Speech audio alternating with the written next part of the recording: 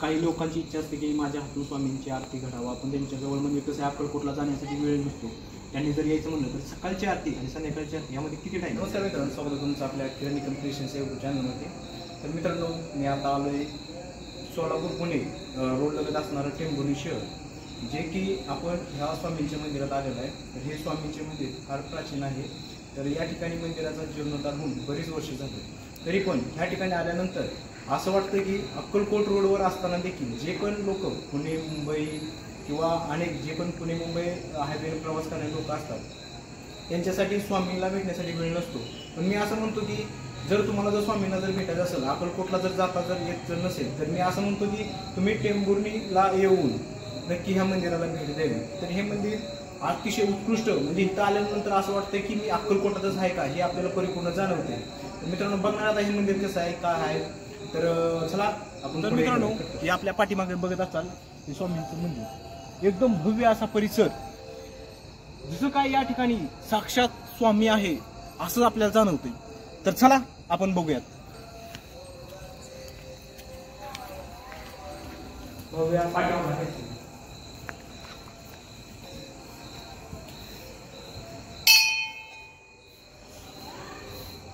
तर मित्रांनो, तुम्हाला जर साक्षात अक्कलकोटचे जर स्वामी बघायचे असेल तर कधी सोलापूर पुणे मार्गाने जर प्रवास करत असाल, हा माझा खाली नंबर दिला, कॉन्टॅक्ट नंबर सुद्धा देतो. एनी टाइम जर तुम्हाला या मंदिरात यायचं असेल ना, तर दर्शन घ्यायचं असेल ना, तरी मला कॉल करून येऊ शकता. जर तुम्हाला अक्कलकोटला जर जाता येत नसेल तर एक छोटा अक्कलकोट म्हणून तुम्हाला ही मंदिर आणि ह्या साक्षात स्वामी दाखवतो. चला मित्रांनो, हा मंदिराचा गाभारा आहे. तर ही आमच्या पाठीमागे दिसते ती स्वामींची मूर्ती बघा, साक्षात अक्कलकोटचे अवतरलेले स्वामी असे हिथं दिसतं. तर चला बघा हे करून. तुम्ही जावा, तुम्ही बघा, तुम्ही हे का, तुम्ही मूर्ती नीट जावा. तर मित्रांनो, ही बघा, ही स्वामींची मूर्ती भव्य अशी.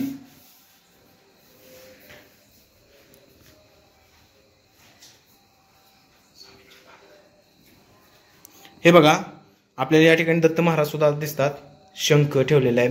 जर तुम्हाला कधी जर अन्न म्हणजे जर तुम्हाला कधी जर या ठिकाणी जर तुम्हाला दान करायचं असेल तर ही दानपेटी सुद्धा ठेवलेली आहे. तर स्वामींच्या पादुका सुद्धा आपल्याला पाहायला मिळतात बघा इथं.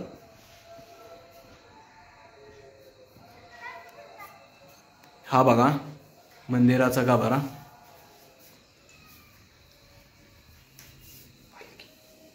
हे बघा पालखी. आपण ह्या मंदिरात आलो होतो आणि ह्या मंदिरात जे स्वामी सेवक आहेत, जे काय मंदिराची पूजा अर्चा वगैरे सगळी करतात, त्यांची जरा आपण थोडी जरा चर्चा करूया. तर स्वामी, तर मला सांगा की आता तुम्ही तर किती दिवसापासून तुम्ही याची म्हणजे परिपूर्ण? तरी आम्ही ज्यावेळेस इथं जन्माला आलो त्यावेळेस पासून आम्ही इथंच पूजा वगैरे आम्ही इथंच शिकलो आणि आमचे गुरु होते, त्यांनी आम्हाला सर्व शिकवलं. आता तुम्ही म्हणजे किती वर्षापासून की स्वामींची आरती म्हणता, म्हणजे किती दिवस झाले तुला? तरी माझी आरती पाठ नाही झाली आणि एक शब्द पण पाठ केलेला नाही. आणि कसं आहे, आमचे गुरु जे आरती म्हणत होते ना, तेच आमच्या कानावर पडून आमचे पाठ झाले. आरती आमचे असे पाठ झाले. नंतर आम्हाला नकळतच माहीत झालं की आपण पण स्वतः आरती म्हणू शकतो. त्यावेळेस आमच्या गुरुने आमच्यावर विश्वास दाखवला आणि नंतर मग आम्हाला आरती म्हणायला लागली. आरती म्हणलो, एक दिवस म्हणलो, त्या दिवशी आमचे गुरुजी खूपच म्हणजे आनंद झाला त्यांना की आपले शिष्य आरती शिकलेत, त्यांना पूर्णपणे येते, ते स्वामी सेवक पूर्णपणे झाले. मग कमीत कमी 15-20 वर्ष झाले आम्हाला आरती येते. 15 ते 20 वर्ष? हो. बरं, मला सांगा, आता जे काय आपले जे व्हिडिओ बघणारे लोक आहेत त्यांना जर इथे यायचं म्हणलं तर कसं येऊ शकतात? म्हणजे त्यांच्यासाठी मी एकच सांगू शकतो, पुणे सोलापूर जो हायवे आहे, बाहेरून जाणारा एक रोड आहे आणि टेंभुर्णीत आतमध्ये यायला रोड आहे. त्या रोडने आतमध्ये यायचं. आतमध्ये आल्यानंतर त्यांना पहिला चौक लागेल, अकलूज चौक. त्या अकलूज चौकात येऊन त्यांनी डायरेक्ट अकलूजचा जो रोड जातो त्या रोडने यायचं आणि तिथं एक पाटी लिहिलेली असेल तिथं, किंवा तिथं आसपास कुणालाही विचारायचं स्वामी समर्थ मंदिर टेंभुर्णी कुठे आहे, ते मग तिथले टेंभुर्णीतले लोक सांगतील त्यांना स्वामी मंदिर कुठे आहे. काही लोकांची इच्छा असते की माझ्या हातून स्वामींची आरती घडावा, पण त्यांच्याजवळ म्हणजे कसं अक्कलकोटला जाण्यासाठी वेळ नसतो.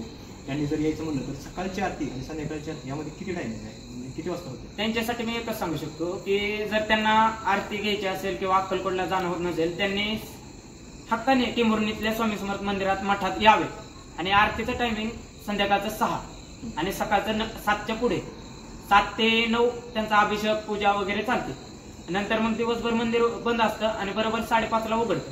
5:30ला उघडलं की 6 वाजेपर्यंत इथं कार्यक्रम वगैरे असतात। नंतर 6 ते 6:30 आरती असते। 6:30 ते 7 पर्यंत प्रसाद वगैरे वाटप असतं। नंतर 8 वाजता स्वामींना शेज आरती असते, 8 ते 8:30। नंतर मग मंदिर बंद, म्हणजे एकंदरीत 9 वाजता मंदिर पूर्णपणे बंद होतं।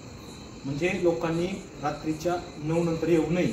हा ठीक आहे, म्हणजे 5:30 ते 6च्या आत माणसाला इथं हजर राहावं, हो हा ही वेळ। मंदिरात कार्यक्रम कोणते आणि कसे होतात? म्हणजे या वर्षातून किती वेळा कार्यक्रम होतात, किंवा म्हणजे महिन्यातून होतात, आठवड्यातून होतात, असे कोणकोणते कार्यक्रम या मंदिरात होतात? तसं म्हणायला गेलं तर सगळेच कार्यक्रम होतात तिथं। दत्त जयंती म्हणा, स्वामींचा प्रगट दिन म्हणा, नंतर आमोशा पौर्णिमा म्हणा, सगळे जेवढे संत आहेत त्यांचे सगळे कार्यक्रम इथं होतात। त्यातले त्यात विशेष म्हणलं तर आमोशा पौर्णिमा प्रत्येक महिन्यात एक आमोशा एक पौर्णिमा हमखास होते, एकही दिवस बंद नाही। त्या आमोशेला आणि पौर्णिमाला कोणकोणते कार्यक्रम होतात, म्हणजे काय होतं? त्या आमोशेला सकाळपासून पहाटेपासूनच स्वयंपाकाचं नियोजन चालू असते। नंतर ते 8 वाजेपर्यंत होऊन जातं। नंतर 9ला कीर्तन जे उभं राहतं ते 11-12 पर्यंत कीर्तन चालतं। नंतर महाप्रसाद 11:30-12:30ला स्वामींची मोठी आरती होती आणि नंतर मग 12:30 ते 1-1:30च्या आसपास जेवणाचा कार्यक्रम। म्हणजे या ठिकाणी आमोशा पौर्णिमेला कीर्तनाचा कार्यक्रम होतो? हो, कीर्तनाचा ते एक विशेष, प्रत्येक आमोशा पौर्णिमेला इथं कीर्तनाचा कार्यक्रम असतो। म्हणजे तो कीर्तनाचा कार्यक्रम म्हणजे कोण भरवतं? म्हणजे आपले स्वामी परिवारातले सेवक।